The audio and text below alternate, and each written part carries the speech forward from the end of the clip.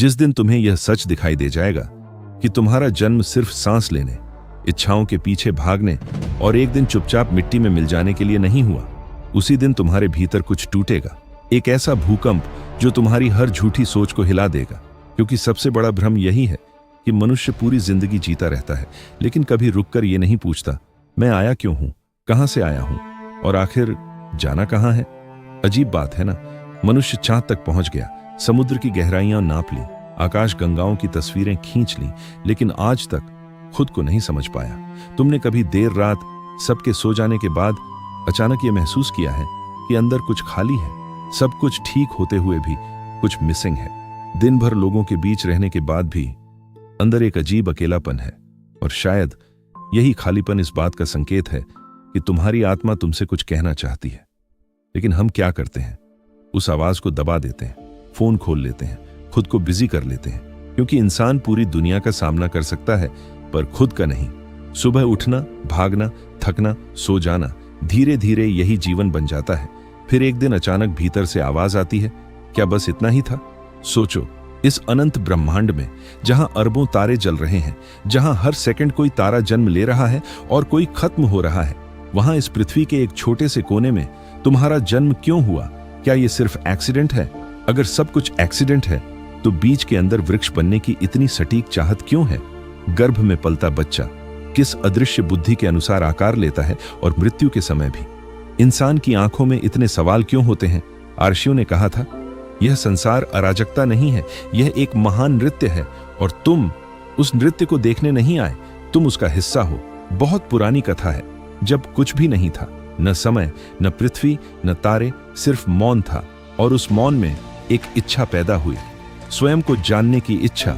उसी क्षण शून्य में कंपन हुआ, वही कंपन ध्वनि बना, वही ध्वनि प्रकाश बनी, वही प्रकाश तारे बना, ग्रह बना, जीवन बना और अंत में मनुष्य बना। अब ध्यान से सुनना, इसका मतलब ये नहीं कि तुम बस एक इंसान हो, इसका मतलब ये है कि पूरा ब्रह्मांड तुम्हारी आंखों से खुद को देख रहा है, और शायद इसी वजह से तुम्हारे भीतर हमेशा कुछ खोजने की बेचैनी रहती है, क्योंकि तुम्हारी आत्मा जानती है कि तुम सिर्फ सरवाइव करने के लिए पैदा नहीं हुए। लेकिन फिर सवाल आता है, अगर इंसान इतना खास है तो वो दुखी क्यों है, भटका हुआ क्यों है? कहते हैं देवताओं ने अमृत छिपाने का निर्णय लिया। किसी ने कहा समुद्र में छिपा दो, किसी ने कहा पहाड़ों में छिपा दो। तब एक आर्षि मुस्कुराए और बोले, इसे मनुष्य के भीतर छिपा दो, क्योंकि वो पूरी दुनिया खोज लेगा लेकिन अपने भीतर कभी नहीं देखेगा। और सच यही हुआ। इंसान मंदिर गया, तीर्थ गया, यहां तक कि चांद तक पहुंच गया, लेकिन खुद के भीतर उतरने से डरता रहा, क्योंकि भीतर जाते ही नकली चेहरे टूटने लगते हैं और पहली बार इंसान खुद से मिलता है।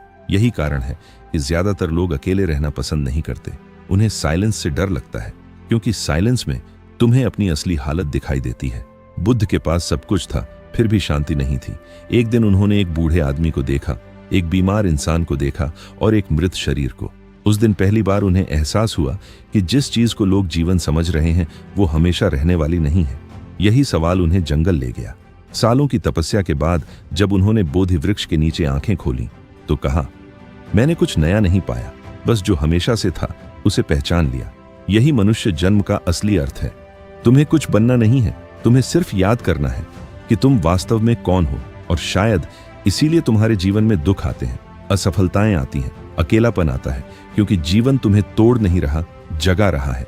जैसे बीज को वृक्ष बनने से पहले मिट्टी फाड़नी पड़ती है, वैसे ही इंसान को भी अपने डर, अपने दर्द, अपने भ्रम तोड़ने पड़ते हैं, तभी उसके भीतर छिपी चेतना जागती है। और जिस दिन ये चेतना जाग गई, उस दिन तुम्हें समझ आ जाएगा कि तुम सिर्फ शरीर नहीं हो, सिर्फ नाम नहीं हो, सिर्फ ये छोटी सी जिंदगी नहीं हो। तुम उसी ब्रह्मांड का हिस्सा हो जिसने तारों को जन्म दिया। और शायद यही जीवन का सबसे बड़ा रहस्य है।